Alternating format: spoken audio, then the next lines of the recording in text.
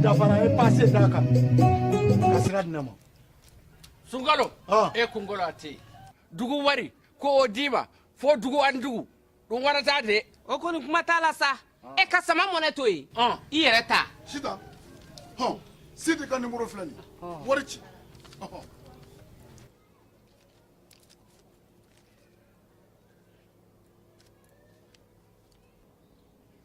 wari sera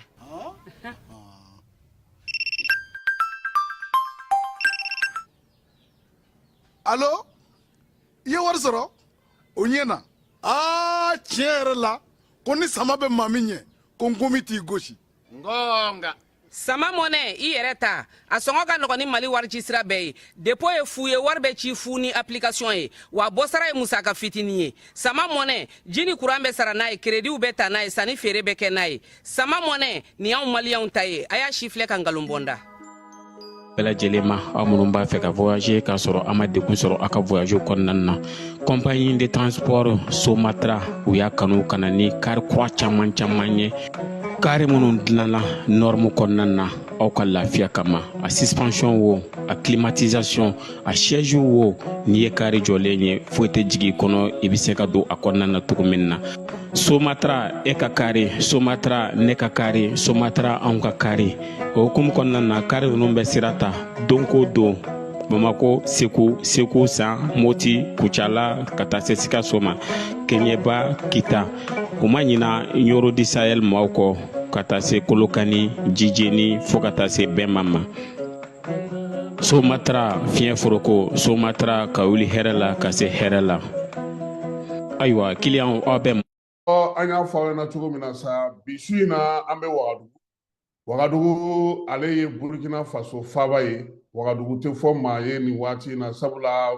tɔgɔ kelen min bɛ bɛɛ lajɛlen da kɔnɔ o ye Wagadugu ye k'a sababuya kɛ FESPACO ye tako 29 o de sigila kabini sibiri tɛmɛnen Tchad jamanakuntigi ale nana ka na ko kurumokali kɛ sabula denfajala talen don ka di olu ma su in na FESPACO bɔra min a hakilina nana cogo di mun ni mun tun bɛ kɛ fɔlɔ n'o falenna bi ka se ka dɔ fɔ aw ye aw ka se k'a faamu FESPACO yɛrɛ ye min ye todunkan na ani Nuhu Keyita bɛ ɲɔgɔn fɛ Nuhu Keyita ale tɛ mɔgɔ dogolen ye parti SADI o kɔnɔna na ale y'a tutigɛbaa ye an ka jamana yɛrɛ fana kɔnɔna na kunnafoni di kɔni bolo ka min ye seko ni dɔnko ta fanfɛla ye kuma tɛ sinima k'o dɔn k'o dɔnkilakari a y'o baara kɛ kosɛbɛ an yɛrɛ ka FESPACO n'a sɔrɔ a sababuya bɔra ale la sabula kuma caman a tun b'a kuma fɔ an tɛ wuli k'an jɔ an ka FESPACO sira lajɛ wa ala nana kɛ ani sababa bɛnna FESPACO kun jɔra a taara ka daminɛ k'a ta o la sa fo sisan kɔni an bɛ ɲɔgɔn sɔrɔ yan san o san n'o i ni su i nana an ka wele jaabi bi su in na a diyara n ye kosɛbɛ FESPACO yɛrɛ miirina nana cogo di mun yɛrɛ nana ni FESPACO ye sabula a kun tɛ yen a nana kun jumɛn na Kasimu b'i fɔ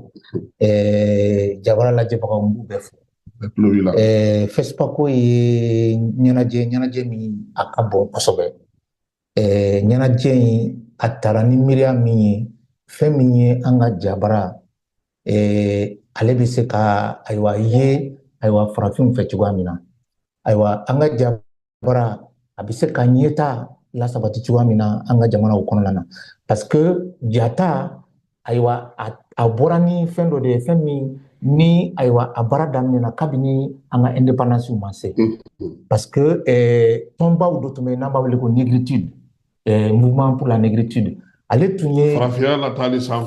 latali sanfɛ barisabu n'i y'a jateminɛ an ka jamana ninnu bɔra colonisation de kɔnɔ donc tubabuw ka mara ayiwa a nana ni yɛlɛma caman ye an ka jamanaw kɔnɔna na ayiwa yɛlɛma ninnu min forcément a man kɛ fɛn ye fɛn min bɛ se k'a to fɛn min y'an ka laadaw ye ayiwa fɛn min ye an ka taabolo ye an ka bunahadamadenya yɛrɛ ayiwa a ma se ka kɛ sababu ye n'a bɛ se k'olu sinsin donc FESPACO nana walasa o baara min daminɛna kabini 1950 fo ka na an ka indépendance la walima a bɛ se ka fanga di o ma cogoya min na walasa farafinna an bɛ se ka kɛ jamana o jamana min an ka hɔrɔnya yɛrɛ ayiwa n'a bɛ sinsin ni barika bɛ don a la ni an bɛ se ka kɛ an yɛrɛ ta ye donc 1969 o mɛnna sa dɛ donc c'est en 1969 que nin baara in san 67 voilà ani san 1969 donc a baara in a daminɛna an ka cɛ jɔlen dɔ fɛ 1969 ayiwa olu tun ye jabolaw ye jabola min n'an bɛ se k'a fɔ ko an bɛ se k'u wele ko ancien combattant. Jabolaw fana ka ancien combattant. Ah oui. Olu o ma nɔgɔn ja la dɛ. N bɛ se ka misali dɔ di ma Sanbɛn Usman. Sanbɛn Usman tun ye sinimabɔlaba de ye a dɔnnen don farafinna ani diɲɛ fantan naani bɛɛ nka ancien combattant de tun don. A ye guerre kɛ. A ye guerre kɛ. Donc ancien combattant de tun don. Donc ale ani a jɛɲɔgɔn dɔw olu wulila ayiwa ka baara kɛ baara min bɛ se k'a to fɛn min ye nin FESPACO ye a bɛ se ka kɛ FESPACO ye min bɛ an ka farafinna yɔrɔ bɛɛ lase ani ka se diɲɛ ma yɛrɛ ka kɛ kɛnɛ ye kɛnɛ min b'a jira k'a fɔ ayiwa fɛn min ye sinima ye an farafindenw an farafinna ja b'an bolo taabolo b'an bolo dɔnniya b'an bolo seko ni dɔnniya taasira la ayiwa a n'an ka tradition n'an ka culture bɛɛ an bɛ fɛ k'o yira diɲɛ la k'a fɔ an yɛrɛ fana jɔyɔrɔ diɲɛ tɛ se ka jɔ n'a sɔrɔla an fana tɛ donc diɲɛ tɛ se ka jɔ an kɔ. n'u maa b'i yɛrɛ ɲininka ale ye wɔlɔfɔ ye wɔlɔfɔ dun fana kun minɛnw caman bɛ olu fɛ yen munna olu ye Dakar to yen ka na nin sinima in sigi Wagadugukaw fɛ yan. Bon i b'a dɔn farafinw wagati min n'an y'an ka indépendance sɔrɔ baaraw carinna yɔrɔ caman jamana caman fɛ bɛɛ y'i ka lajɛ seko ni dɔnko taabolo la an bɛ se k'an jɔyɔrɔ yira cogo di farafindenw bɛɛ tɔgɔ la farafindenw bɛɛ tɔgɔ la diɲɛ ye cogoya min na ni FESPACO commencera ka sigi Burkina a tun tɛ wele ko FESPACO a tun bɛ wele ko semaine du cinéma africain. Donc voilà donc o y'a sɔrɔ yanni semaine du cinéma africain ka kɛ Wagadugu festival des arts nègres tun bɛ Dakar. Donc festival des arts nègres fana tun ye kɛnɛ min tun ye seko ani farafinw ka dɔnniya Léopold Sédar Senghor ale tun y'o sigi. Donc festival des arts nègres ani semaine africaine du cinéma olu tun ye fɛn ye u bɛɛ bɛ ɲɔgɔn kunbɛn u bɛɛ ŋaniya tun ye kelen ye awa taasira kelen min de tun bɛ u bɛɛ bolo hali n'a tɛ k'a kɛ jamana kelen kɔnɔ. Donc kabini o wagati la farafindenw ani farafinna ɲɛmɔgɔw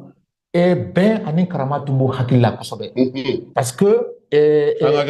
an ka kɛ kelen ye n'i ye o jateminɛ o ɲɛmɔgɔ ninnu na jamana ɲɛmɔgɔ dɔw tun b'a la an ka président yɛrɛ tun b'a la Modibo Keyita mais Ghana fana bɛ Kwame Nkrumah tun ye ayiwa sɛgɛsɛgɛli kɛ a ye sɛbɛnniw yɛrɛ kɛ k'a jira k'a fɔ ko farafinw kan ka kɛ kelen ye Africa must be united. Donc Sékou Touré, Gamal Abdel Nasser, Julius Nyerere donc jamana ɲɛmɔgɔw camanba de tun sigilen don ka o baara kɛ o baara in bɛ se ka ɲɛ sɔrɔ cogo min sinima jɔyɔrɔ b'o la théâtre jɔyɔrɔ b'o la musique jɔyɔrɔ b'o la parce que n'i y'a ye les ballets africains de la Guinée an fɛ yan yɛrɛ ballet national tun bɛ yan voilà ensemble instrumental national donc Modibo Keyita ninnu u tun y'u cɛsiri o la kosɛbɛ o de tun ye an ka bunadamadenya bɛ se ka sabati cogo min an jɔyɔrɔ tun bɛ se ka dɔn cogoya min na diɲɛ in kɔnɔna na donc festival de semaine de cinéma de Wagadugu a daminɛna n'o de ye. San joli kɛr'o la. Ayiwa u y'o daminɛ wagati min san a man caya kosɛbɛ Sanbɛn Usman ni ayiwa fɛn min ye ale sinima taabolo ninnu caman ye u ye ɲɔgɔn ye kɛ k'a fɔ bɔn sisan an ka fanga kura di ayiwa jamana ɲɛmɔgɔw o wagati la Côte d'Ivoire ta de tun don Burkina Faso tun tɛ donc u ye semaine du cinéma africain sigi sen kan ayiwa Burkina masakɛ tun ye général Abubakar Sangoulé Lamizana de donc o wagati la sisan u ye farala ɲɔgɔn kan ka yira k'a fɔ fanga ka di ayiwa sinima ma jama walasa a bɛ se ka kɛ ka farafinna bɛɛ labɔ donc o mɔgɔ ninnu na sa u tun ka ca dɔɔni nka u jɔyɔrɔ tun ka bon kosɛbɛ o ye jɔnni ye voilà donc an bɛ se k'a fɔ dɔw tun bɛ u b'a wele ko François Bassolé ale tun ye Burkinabé ye dɔw wɛrɛ tun bɛ u b'a wele ko Claude Prieur tun ye centre culturel français min tun bɛ Côte d'Ivoire ta wagati ale de tun y'o directeur ye ayiwa Sanbɛn Usman ani Paulin Sumano Viera an tun y'o fɔ mais dɔw wɛrɛ bɛ u b'a wele ko Odette Sanogo Ignace Sanoidi Eugène Lompo Hamidou Ouedraogo, Roger Nikiema, Simon Aïssé Mensa, Sondé Auguste Koulibaly, Henri Miko, Bernard Yonli et Salimata Salambere. Salimata Salambere, elle est ministre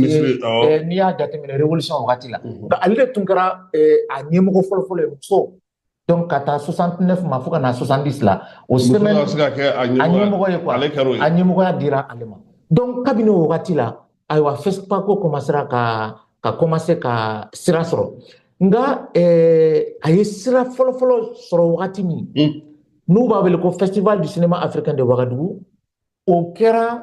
février kalo tile fɔlɔ fo ka bila février kalo tile 15 la 1969. Donc voilà, o kɛra siɲɛ fɔlɔ ye. Nka jamana 5 de tun nana o kɛnɛ kan. O jamana 5 ninnu na Sénégal tun b'a la, Côte d'Ivoire tun b'a la, Côte Volta, donc a bɛ jamana min kɔnɔ, Niger ani Cameroun. Olu 5 de nana. Ani jamana farage jamana fila farala olu kan. O ye français et ani Pays-Bas. Donc o ɲɛnajɛ fɔlɔfɔlɔ la première édition film 24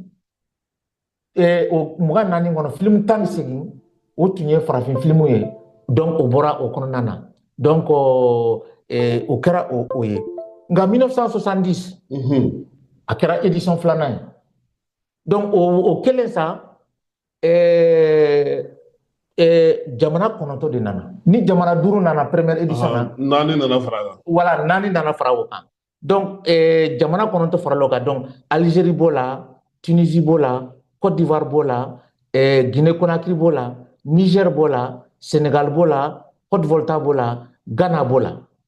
Tunisie fana. Donc jamana 9. Olu de nana. Tako flanana. Atako flana. Voilà, 1970. Donc, au Corée, k'a fɔ festival wagati la,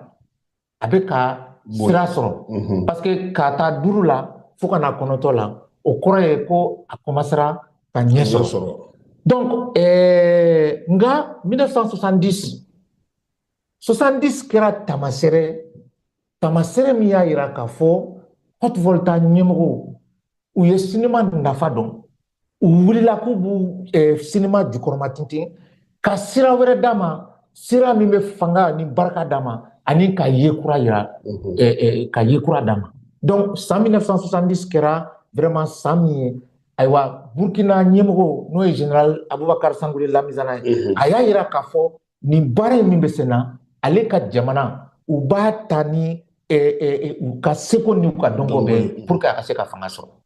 Donc 1970 o kɛra vraiment san ye san min kɔni bɛ se k'a yira k'a fɔ comme denɲɛrɛnin n'a wolola sisan f'a ka taama. Donc o wagati la sisan, donc cinéma a yirala k'a fɔ den min wolola a tun bɛ ka ŋunuma nka sisan a wulila a commencera k'a ka taama kɛ, taama min bɛ se k'a bila ka taa yɔrɔ jan. Voilà. Ayiwa, FESPACO yɛrɛ tako fɔlɔ kɛra jumɛn ye semaine kɔfɛ? Bon, a tako fɔlɔ donc i y'a jateminɛ k'a fɔ pour que nin fest a ka se ka dimension ba sɔrɔ, fɛn caman de kan, baara caman de kan ka kɛ o la. Wagati min FESPACO bɛ sigi sen kan, o y'a sɔrɔ ɲɛnajɛ wɛrɛ bɛ cinéma da ja la, nka o ti a ti kɛ an ka farafinna ni tilebiyan fanfɛla la. An bɛ se ka Ouest, o tɛ o ye tilebiyan fanfɛla ye. Nka festival wɛrɛ tun bɛ yen n'u b'a wele ko journée cinématographique de Carthage. Tinisikaw fɛ yen wa? Tinisikaw fɛ yen. Donc n'i y'a jateminɛ farafinna o ye kɛnɛ fila ye, kɛnɛ min tun cɛsirilen don an ka cinéma bɛ se ka ɲɛ sɔrɔ cogoya min na. Ayiwa sisan de o de baara daminɛna mɔgɔ fila fɛ, cinéma donna fila fɛ, Sambɛn Usman ani Tahar Sheria. Tahar Sheria ale de ye festival les journées cinématographiques de Carthage ale de ye o sigi sen kan. Comme sisan a jate bɔra k'a fɔ festival in sisan a bɛ ka bonya, a bɛ se ka ɲɛ sɔrɔ cogoya min na n'a bɛ se ka barika sɔrɔ fo wagati de ka kɛ a bɛ se ka kɛ cogoya min na pour que a kana kɛ comme festival fila de bɛ farafinna u ka bɔ ɲɔgɔn kɔkɔrɔ u kana kɛ waati kelen u kana kɛ wagati kelen pour que cinéma bolaw ani fɛn fɛn waati sɔrɔ ka taa fila bɛɛ lajɛlen exactement donc u b'o de ma ko année paire ani année impaire c'est-à-dire que année dɔ la san bɛ kɛ kelen wagati min ko 4 2 4 6 donc ani 7 5 7 donc faire en sorte que année paire ani année impaire olu ka se ka kɛ pour que FESPACO Burkina Faso ani JCC Tunisie olu bɛ se ka kɛ sanayɛlɛ u ma donc o kɛra waleya baara ye waleya min ni Samuel Ousmane ani Tahar Seria y'o baara wuli ka ɲɛsin Haute Volta ɲɛmɔgɔw ma wagati min u y'u ɲɛsin Haute Volta ɲɛmɔgɔw ma u y'a f'u ye sisan an bɛ ka min ɲini a bɛ ka barika sɔrɔ dɔɔni ayiwa an bɛ min ɲini aw fɛ comme festival fila de bɛ min dɔnnen don farafinna an b'a ɲini u kana sen ka kɛ festival ye min kɔdɔnnen bɛ ɲɔgɔn na mais min bɛ se ka kɛ festival ka ɲɔgɔn dafa donc an bɛ mun ɲini Burkina ɲɛmɔgɔw fɛ comme aw ta ani JCC bɛ se ka parce que journée cinématographique o tun bɛ kɛ san o san an b'a ɲini aw fɛ aw k'aw ta kɛ chaque san 2 ninnu fana k'u ta kɛ chaque san 2 aw ta ka kɛ année impaire ye Tunisien ta ka kɛ année paire donc o wagati sisan ta bɛ se ka kɛ san 2020 Burkina ta bɛ kɛ san 2021 ainsi de suite donc u y'o baara kɛ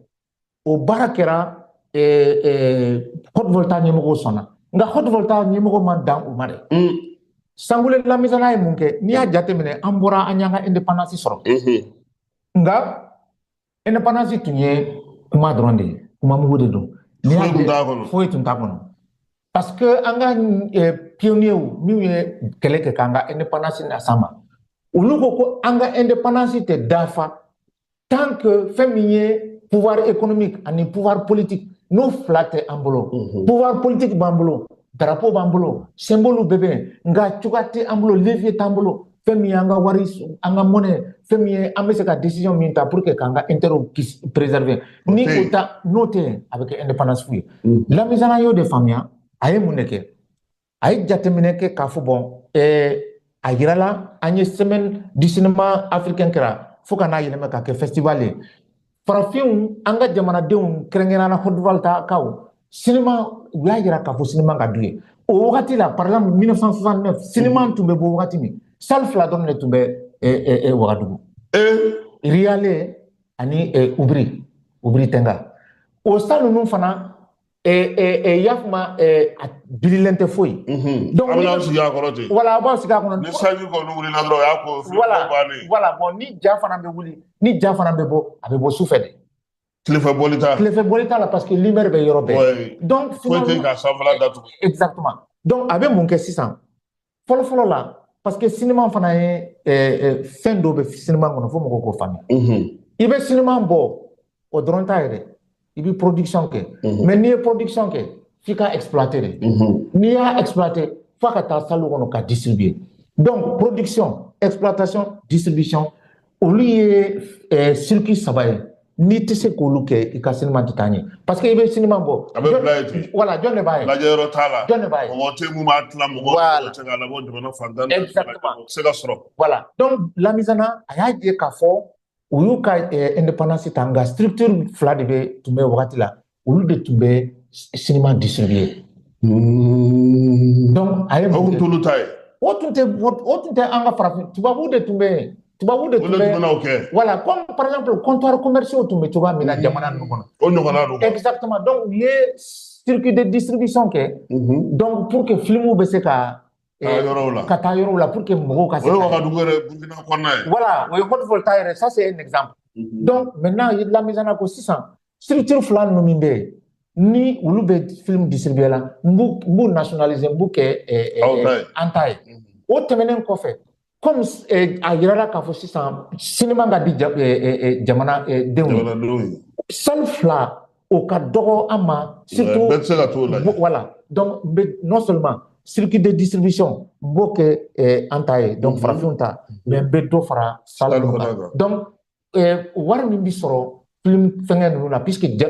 jamanadenw y'a yira k'a fɔ film ka di wari bɔ ka taa film lajɛ an b'o kɛ comme ça ka financement ke ka film ka salle de cinéma ni aywa ka structure de distribution non ambe se ko le renforcer tu vas donc au bara de kera donc la mise en temenen ko fe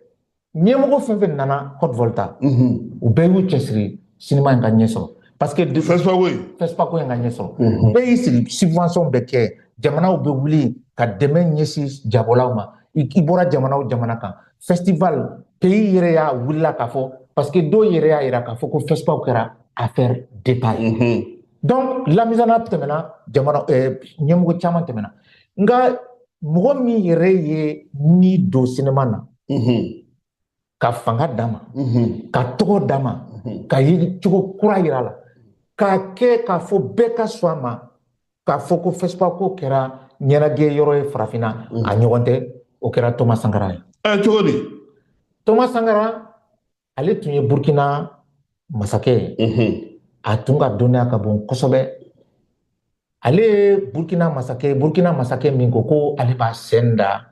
an ka pionniers minnu ye kɛlɛ kɛ walasa ka an ka farafina ka u yɛlɛma hɔrɔnya ka o kɛlɛ kɛ ale bɛ fɛ ka sen da olu sennɔ na Nkrumah b'o la Modibo Keyita b'o la Nasser b'o la Nyerere b'o la Nasser b'o la etc donc a nalen a y'a ye k'a fɔ cinéma ye arme de ye c'est-à-dire fɛn min don a bɛ jamanadenw hakili dayɛlɛ a bɛ farafina hakili dayɛlɛ donc à partir du moment où cinéma kɛra fɛn min bɛ se k'an ka yɛlɛma hɔrɔnya ani ka a miiri yɛlɛmɛ walasa farafina bɛ se ka taa ɲɛ cogo min na n bɛ fɛ ka fanga don FESPACO la FESPACO ka kɛ taamasiyɛrɛ ni diɲɛ bɛɛ bɛ se k'a fɔ ni a bɛ kɛ misali ye misali min jamanadenw an ka hɔrɔnya an ka dignité an ka indépendance ayiwa o bɛ se ka kɛ a taamasiyɛrɛ ye cogoya min na n b'o baara kɛ. A fɔra da la ten wa walima a lawaleyara ni sira dɔw ye a lawaleyara kosɛbɛ fɛn min sigira sen kan FESPACO ye dimension kura ta taabolo kura a ye taabolo kura ta a bonyana fo ka dama tɛmɛ parce que Sankara de nana n'o ye a ye mun de kɛ a ko anw farafinw tiɲɛ la an bɛ fɛ cinéma ka kɛ an ta ye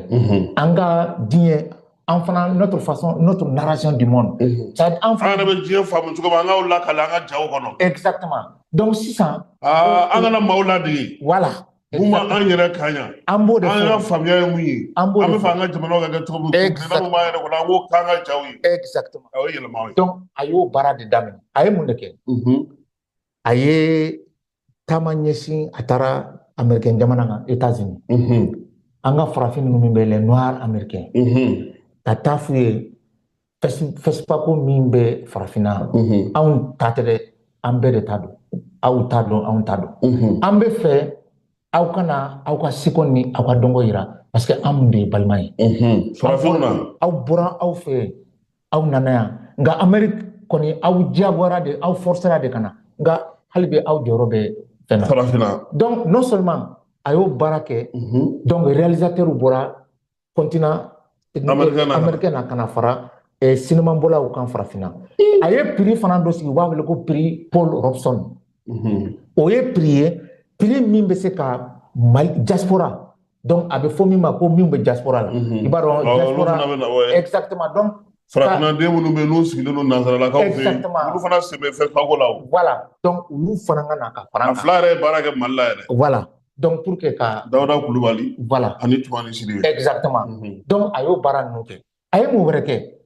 non seulement u ye dɔ farala investissement kan budget cayara parce que fɔlɔfɔlɔ la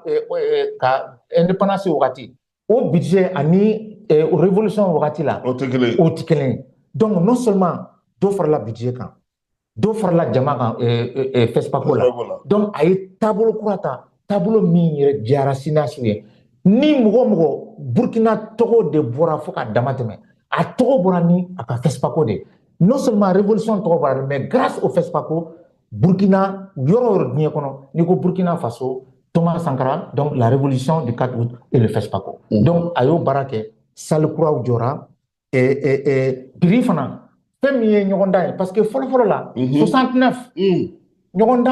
dan tun tɛ o mɔgɔw aw bɛna ten dɔrɔn ka na film bɔ ka taa voilà prix di exactement donc Samuel Ousmane Tahar Sharia ani Paulin Soumano Vieira ani vraiment an ka mɔgɔ fɔlɔ minnu ye sinima bɔ daminɛ olu y'a yira k'a fɔ sisan pour que ko yɛrɛ ka ɲɛ ka sinsin faut que a ka kɛ compétition ye ɲɔgɔndan ka don a la donc à partir de 70 fo ka na 4 août wagati révolution 1983 fo ka an bɛ wagati min na compétition fɛnɛ mais Burkina t'a la donc prix kuraw kɛra la et à partir de 2005 non seulement étalon du Yenenga étalon d'or là au dɔrɔn tɛ dɛ argent bɛ yen bronze bɛ yen et puis récompense cayara FESPACO la cinéma bɔ dɔrɔn yɛrɛ tɛ dɛ cinéma bɔ yɛrɛ dɔrɔn tɛ formation bɛ kɛ atelier d'écriture bɛ kɛ professionnels bɛ bɔ diɲɛ fantan naani bɛɛ ka se k'u ka dɔnniya k'a di denmisɛnw ma pour que olu fana bɛ se ka ni olu ka waati sera waati min pour que olu fana bɛ se ka relève ta an ka cinéma bɔlabaw ala ka hinɛ Sulemani Sise la ale ye étalon sɔrɔ siɲɛ 2 walima Sambɛn Ousmane Med Ondo u caman an bɛ se ka denmisɛnw bɛ se ka olu ka fɛngɛ kɛ wagati min donc o baara daminɛna kabini révolution wagati a fanga bonyana hali révolution tɛmɛnen mais Thomas Sankara ye cinéma ɲɔri ka se niveau min na ayiwa Blaise nana Blaise kɔni fana y'a jija ayiwa a kana segin kɔ parce que n'a ma ɲɛ k'a tɛ taa ɲɛ voilà a kana segin kɔ a sera yɔrɔ min niveau min na donc o baara de kɛra donc aujourd'hui FESPACO la non seulement projection de films bɛ yen conférence débat bɛ yen spectacle bɛ kɛ n'i tagara Wagadugu yɔrɔ bɛ yen orchestre bɛ yen musique bɛ yen défilé de mode bɛ yen donc fɛn min ye an ka seko n'an ka hali dumuni concours fana b'a la a bɛɛ bɛ yen donc bɛɛ b'i wuli k'i jɔ i seko ni damayira la exactement wa min ye FESPACO yɛrɛ prix baw kɛrɛfɛ sagatigɛ jɛkulu minnu bɛ yen n'o ye session ye ani yɔrɔ baw olu fana ka prix fana jigin a ko la pour que ka se ka mɔgɔw dɛmɛ exactement donc c'est vraiment un travail qui a permis FESPACO ka audience ba in sɔrɔ nka je sais que hali bi a ma ban an bɛ audience sɔrɔ min ka tɛmɛ nin kan si en France festival min bɛ n'u b'a wele ko Cannes aux États-Unis Oscars bɛ yen Berlinale o bɛ Allemagne ne y'o édition kelen lajɛ Berlin mais a bɛ san dama damani bɔ donc an fana farafinna FESPACO bɛ yen journée cinématographique de Carthage bɛ yen donc o baara in sisan cinéma bɔlaw yɛrɛ u ka tɔnba min bɛ n'a bɛ wele ko fédération panafricaine des cinéastes FEPACI olu ko sisan a kana kɛ Afrique de l'Ouest avec FESPACO, Afrique du Nord avec journée cinématographique de Carthage, mais à quelques continents des manifestations régionales, c'est-à-dire n'akra Afrique de l'Ouest, à quelques Afrique centrale, à quelques Afrique australe. Donc, école kadjo, école mimbese kato, cinéma bolo bese ka former yoromina. Donc, ou ka jamana bela, peka femme mebele ko fond d'aide pour l'industrie cinématographique. Jamana ou beka engagement ke parce que uyo kele ke anga frafina nyemgo sobala no wabele ko Union africaine pour que jamana be ikera Mali yo, ikera Sénégal yo, ikera Burkina yo, ikera Niger yo, ikera yoro u ka warbo u ka musaka min bɛ se ka to industrie cinématographique bɛ se ka ɲɛsɔn cogoya min. Donc aujourd'hui an bɛ se k'a fɔ vraiment FESPACO a ye dimension min sɔrɔ a ye dimension ba de sɔrɔ même si problème ka ca même si hali bi défi caman bɛ yen nka taama kɛra. Ayiwa an filɛbagaw n'an lamɛnbagaw an bɛ min fɔ a ye halisa an bɛ Wagadugu su in na baabu kɔni bɛ tali kɛ FESPACO la nka n'u san jumɛn yɛrɛ la FESPACO ko gɛlɛyara kosɛbɛ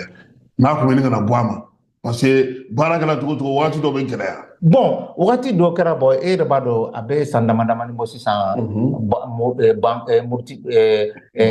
banbanciwalew cayara kosɛbɛ surtout an ka espace in kɔnɔna na. Bon je me souviens je pense 2021 je crois que 2021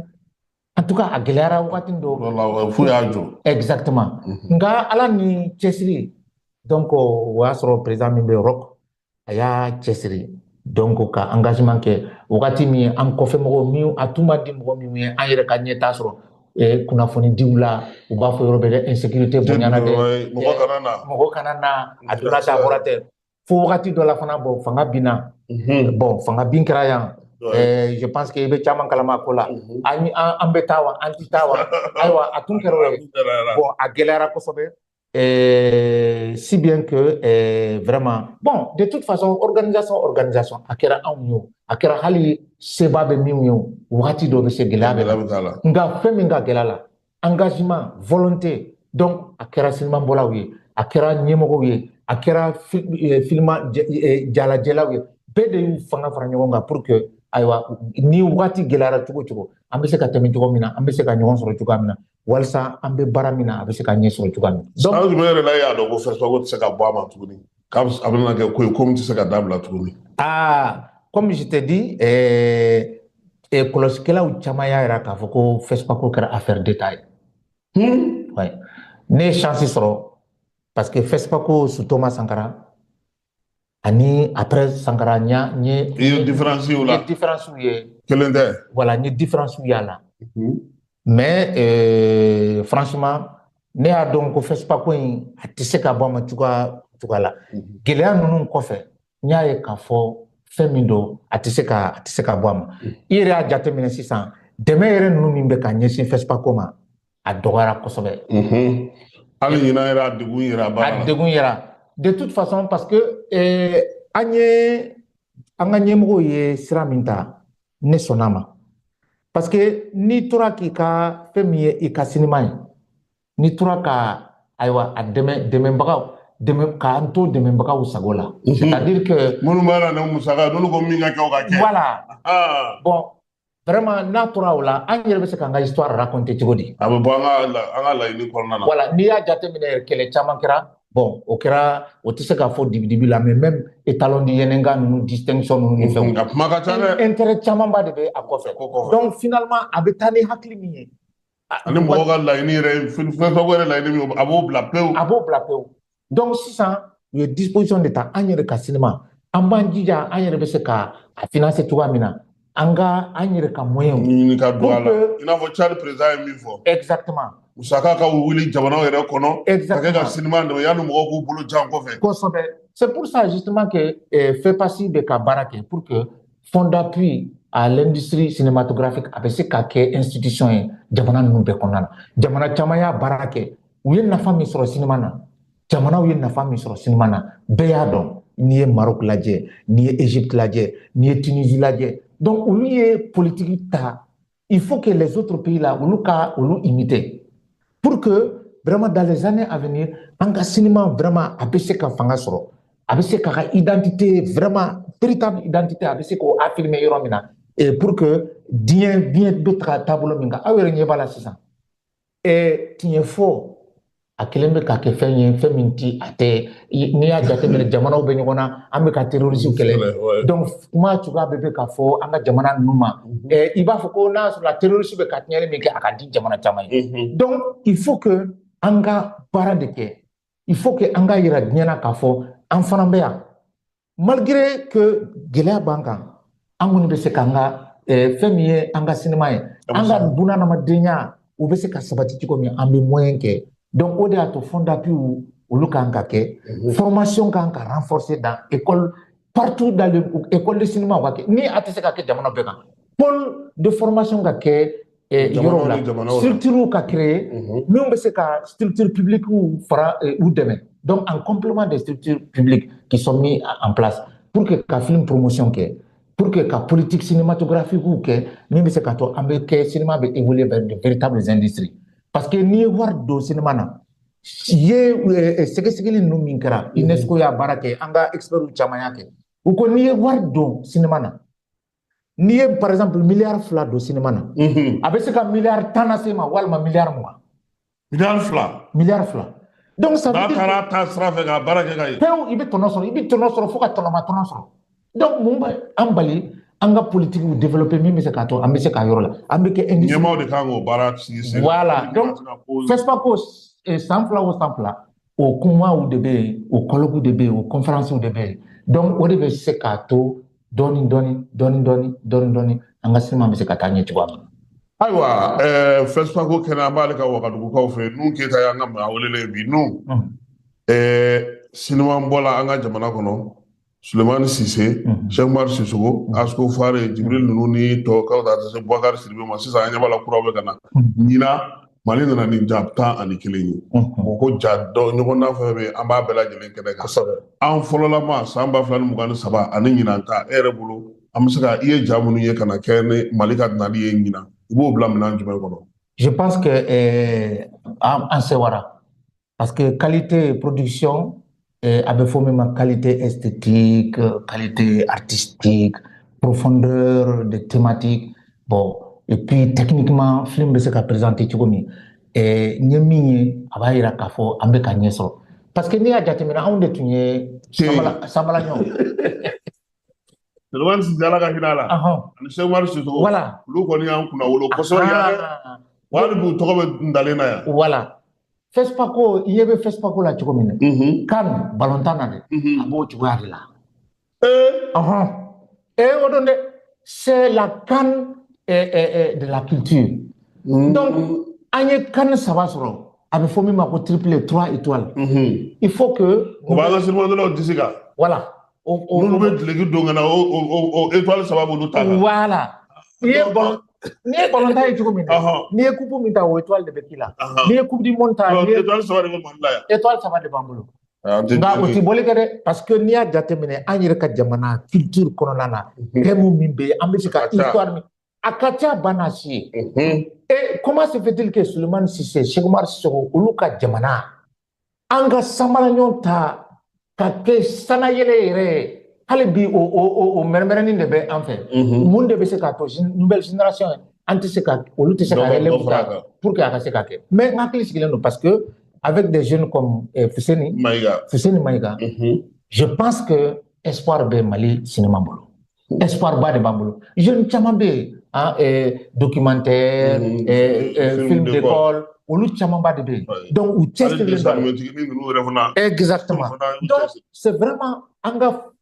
potentiel ba de bɛ an ka jamana bon maintenant il reste vraiment fond min bɛ yen fond d'aide à la mise en place voilà a ma ye oui mais faut k'a ka na ko san fila ko miliyari fila kan ka di voilà comme ça san saba bɛ dafa yɔrɔ o miliyari a b'a wari la exactement et puis ça permet ka réalisation kɛ ka production kɛ on a une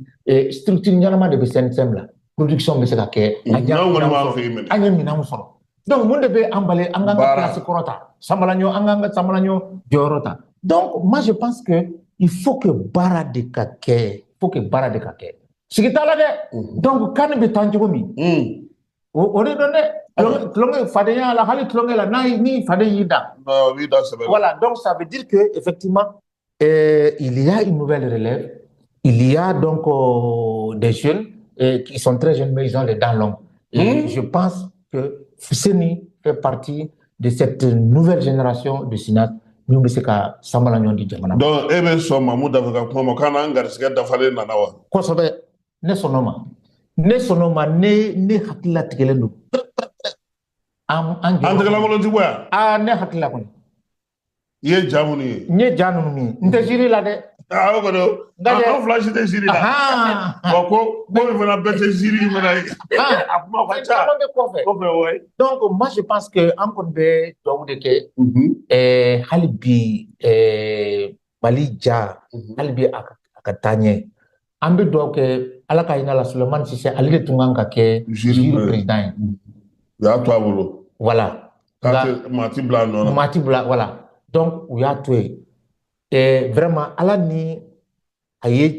jamana lase yɔrɔ min na an bɛ dugawu de kɛ an ka denmisɛnnin ninnu min bɛ yan n'u bɛ ja ta la u k'u sen da a sen nɔ na ala k'o nɔgɔya an ye ayiwa an ka a ka kɛ sanayɛlɛ ye non seulement Mali ma mais farafinna bɛɛ pour que a taara da cɛkɔrɔba tagara da a ka dayɔrɔ la a k'a mɛn a k'a dɔn k'a fɔ a taara ka min to a bɛ ka ɲɛ sɔrɔ awɔ. ayiwa an yɛrɛ a man diya. ni Salifu Tarawele yɛrɛ tun b'an ɲɛji cɛ ni jamu duman ye. a gɛlɛyara a kuma cayara dɛ. ne yɛrɛ yɛlɛla k'i ɲininka AES jɔnjɔn o sigira sira ko miliyɔn ta ale bilara CEDEAO ta nɔ na. o ye hakilila ɲuman ye wa. non hakilila ɲuman don parce que CEDEAO tɛ en tout cas AES bɛ yen donc CEDEAO tun bɛ min kɛ walasa ka dɛmɛ ɲɛsin ayiwa sinima mun kɛ ka an kun y'a fɔ sisan ko min ye baabu ye ISC jɔnjɔn bilara CEDEAO ta nɔ na ani ni kumakuncɛ kuma min b'i fɛ. Bon ma du ka ne se wara parce que an bɔlen CEDEAO la o kɔrɔ tɛ ko an ka sinima jɔyɔrɔ AES fɛ ko a jɔyɔrɔ a tɛ kɛ par la même considération quoi. Ou bien au contraire AES y'a yira k'a fɔ hali ni CEDEAO tɛ fɛn min ye ɲɛmɔgɔw ye u jɔyɔrɔ fɛn min ye an ka sinima ka ɲɛta ye u y'o de yira. CEDEAO taara n ka prix b'a nɔ na. Million tan. Donc million tan. Ça veut dire que vraiment fɛn min ye sinima ye u b'a nafa dɔn kosɛbɛ.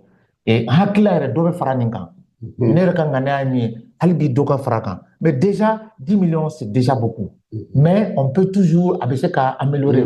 An ka jamanaw bɛ gɛlɛya de kɔnɔ bi. Fɛn min ye terrorisme kɛlɛ ani gɛlɛya caman ɲɛsinnen bɛ an ma. Parce que le fait qu'an bɔra CEDEAO kɔnɔ fɛn min don a ma nɔgɔn dɛ. A ma nɔgɔn. Ma da sigi ka fɔ bɛ na de an kɔni farala ɲɔgɔn na. A man diya mɔgɔ caman. An bɛna bɛn k'an sigi cogo di ɲɔgɔn kɛrɛfɛ. Voilà. Aw bɛna kɛ don nataw kɔnɔna na. Exactement. Donc fɛn min don a ma nɔgɔn. Nka hali bi ŋaniya b'a a la. Ne kɔni bɛ se ka min fɔ kuma laban na. C'est que FESPACO ye fɛn ye a nafa ka bon farafinna. Hali bi an k'an cɛsiri a ka kɛ yɔrɔ ye a ka kɛ kɛnɛ ye kɛnɛ min bɛ an ka farafinw hali bi ka an don ɲɔgɔn na k'an kala ɲɔgɔn na k'an fanga fara ɲɔgɔn kan parce que an bɛ diɲɛ min kɔnɔ bi ni jamana o jamana n'i ka culture minɛn'i la i bɛ don jɔnya juru la dɛ donc an farafinna an ka hali bi an ka wuli an k'an bolo di ɲɔgɔn ma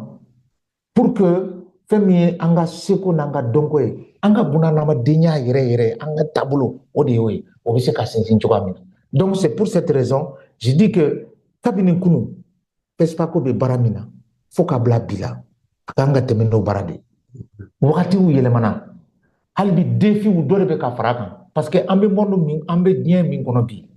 a diɲɛ ma nɔgɔ dɛ pour que diɲɛ ka se ka nɔgɔya i bolo fɛn fila de bɛ yen i ka kan k'i janto o la n'o t'i bolo i kɛra bɔ fu sa fu ye o ye mun ye i ka seko n'i ka dɔnko ani kalan ni jamana o jamana n'i y'o fila ninnu to kɔ a bɛ gɛlɛya i bolo dɛ donc n bɛ hali bi an bɛ dugawu de kɛ an bɛ a ɲini an ka ɲɛmɔgɔw fɛ dɔnko ni seko an kana tulonkɛ la dɛ donc pour que an yɛrɛ ka récit an yɛrɛ ka narration an yɛrɛ bɛ se k'a kɛ cogoya min na an fana bɛ se ka jɔyɔrɔ min di diɲɛ ma pour que sumaya bɛ se ka na badenya bɛ se ka na bɛn bɛ se ka na jamanaw an mako tɛ kɛlɛ la an mako bɛ ka ɲɔgɔn dɛmɛ de kɛ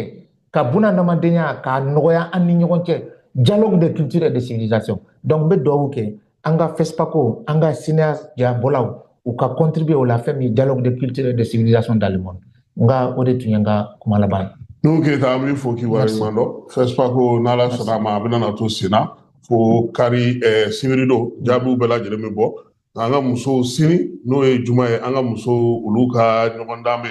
toliko ta da sira fɛ o fana ko k'an ka taa dɛ an bɛ taa k'olu fana ye lamagaba de kɛ an bɛ taa n'o ye Umu Traore Vieux Marmite ale n'a ka mɔgɔw ko k'olu wuli ka jɔba kɛ